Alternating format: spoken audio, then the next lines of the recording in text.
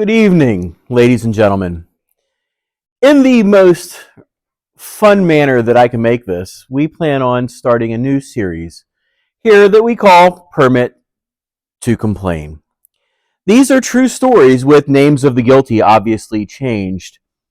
The things that we deal with in the retail, gun world, and the holster world.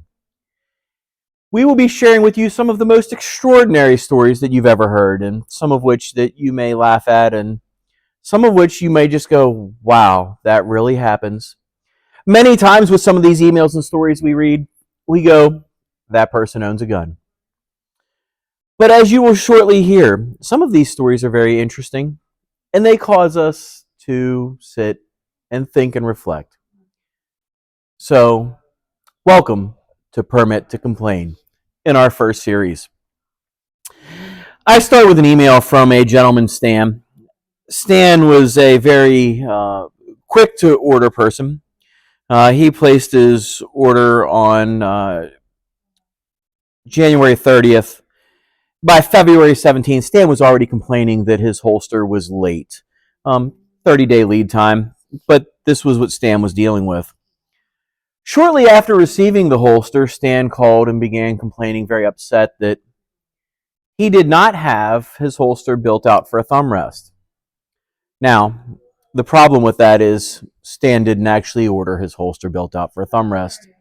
So Stan proceeded to get very rude and nasty with us.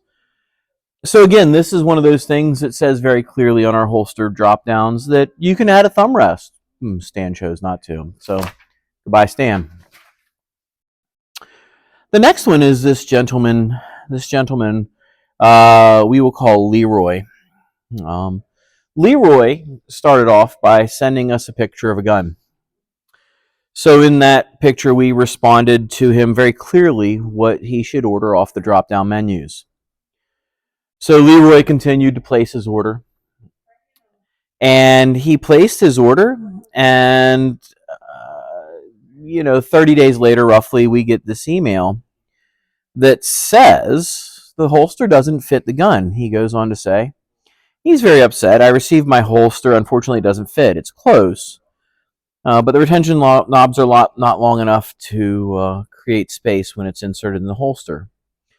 So we go back through the emails and the chains, and Leroy didn't actually order what we had told him to order. Many of the firearms manufacturers in the recent years have taken to using very similar names for guns that don't quite fit the same. So we ended up giving Leroy a little discount to try to make him happy. But unfortunately, when we tell you what to order, probably order it. That's Leroy. The next one is from a gentleman, Don. Don was very frustrated with us. Don, and to quote his words, runs a sales for a fairly big gun company. So Don placed an order and selected money order at checkout. We never produced the holster because we never received the money order. So Don, very upset that we never produced his holster after saying he was going to send us a money order. We worked out with, and he was quite rude to many people at the shop. And was the holster ever made? We went back and forth with Don. We sent him an invoice, and I believe that, this is one of those things that we actually expedited it after he paid his invoice. But again, the man was very upset over a unpaid invoice. He actually, one of the things he said to us was, why didn't we reach out to him about an unpaid invoice? Now, as many of you guys know who work in the sales world, how many invoices do you send that go unpaid? Quotes and quotes and quotes, especially for custom items. You send many quotes to people and they never pay, and this was one of those instances. We just don't follow up on unpaid inventory. So the actual, more importantly, when some holster is not paid for, it goes into a separate folder that's unpaid.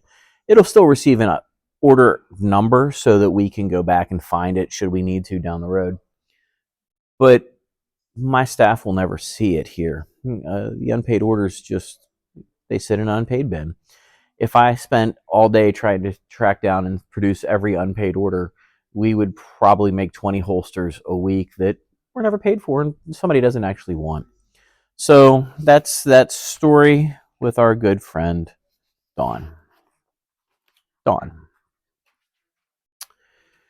The next one, oh, this gentleman left us a 1-star review.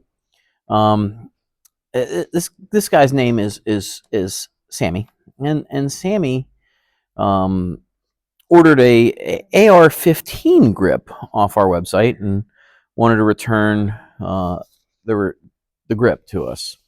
Now, as many of you know that have looked at our website, we have a very clear set of terms on the bottom, and I'll read you some of the things.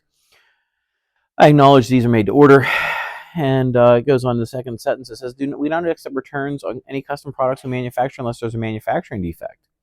If the product's damaged during installation, use, or modification, the item will be 100% non-refundable. The next sentence says, we do not accept any returns or exchanges on any firearms, firearm parts, knives, knife parts, or product we do not manufacture. By declining this, we will not be fulfilling your order. It will be canceled. Our friend Sammy agreed to those terms. Sammy got very upset with the fact that I pointed out the terms he agreed to and left a 1-star review and even mentioned he was older in his review. And so Sammy, with his anger and aggression, obviously he even likes using emojis in his email. It's kind of funny. But that's the things we deal with here in the gun store. He didn't understand why we wouldn't take a refund or return a grip. So gun parts. So let's talk about gun parts and why we won't. If somebody returns a gun part and by chance it's been modified and we miss it, there's a massive issue for whoever might take it next. And we don't want to put that on someone. So we try to make sure that you guys are safe. With that in mind, if you are a gun store employee or a gun worker or even just work in the retail industry and you would like to share a story with us, please feel free to send it on. We're happy to share. Obviously, we will change names of the guilty parties. We might laugh, but we obviously don't want to throw the guilty parties entirely underneath the bus. Now, if this sounds like something that you may have sent us, your name's been changed for safety.